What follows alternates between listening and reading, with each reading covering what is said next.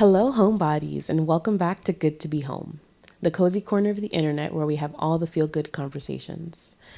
Today, we're talking about something so important, self-love and the art of romanticizing your own life. This week, with all the talk of Valentine's Day, I want to remind you that the love you're searching for is already within you. Let's start with a quote by the iconic Toni Morrison. It says, "You want to fly? You got to give up that shit that weighs you down." And that's good. That's a good quote. I need to put that on my mirror because it just reminds me that self-love is about releasing the things that hold you back. Self-doubt, past wounds, the idea that you need external validation to feel whole. It's about seeing yourself as worthy of love and beauty right now, not when you achieve something, not when someone else affirms you, but as you are. Now, one thing that I know people tend to struggle with is the idea that self-love is selfish, but I'm here to tell you that self-love isn't selfish. It's the foundation for every other kind of love. Like the famous RuPaul says, if you don't love yourself, how in the hell are you gonna love somebody else? The way that you treat yourself sets the standard for how others treat you. When you nurture yourself, you naturally attract relationships that reflect that same care and kindness.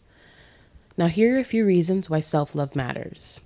It frees you from depending on others to fill emotional voids. It empowers you to set boundaries and say no to things that don't align with your worth. And it helps you romanticize your life, seeing beauty in the small, ordinary moments. So what does it mean to romanticize your life? I used to struggle with this meaning because I was like, are we just delulu? Are we ignoring real struggles? But I found out that it's not about being delusional. It's not about being tone deaf. It's about choosing to see life through a lens of gratitude, beauty, and intention. Now, I'm not going to sit here and lie to you all.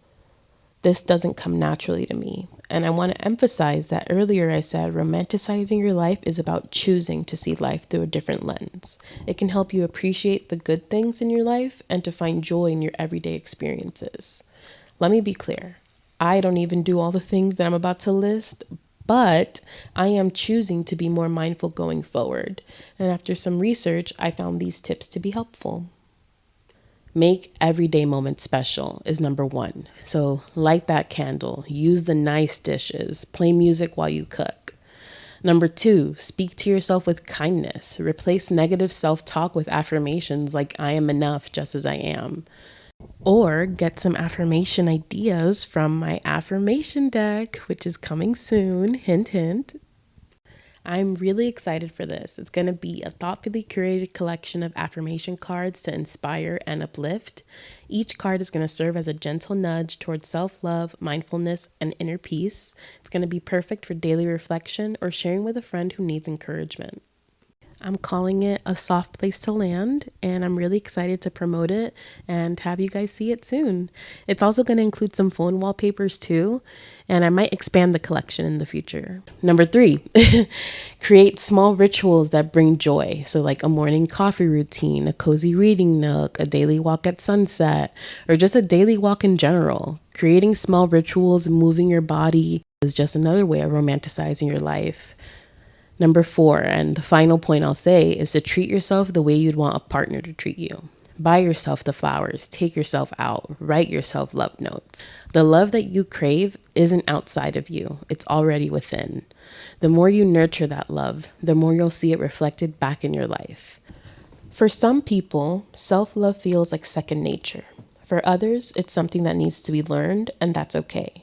Self-love is a skill, just like anything else, and the more you practice it, the more natural it becomes. Think about it. You didn't learn to ride a bike in a day. You didn't become good at your job overnight, so why should self-love be any different?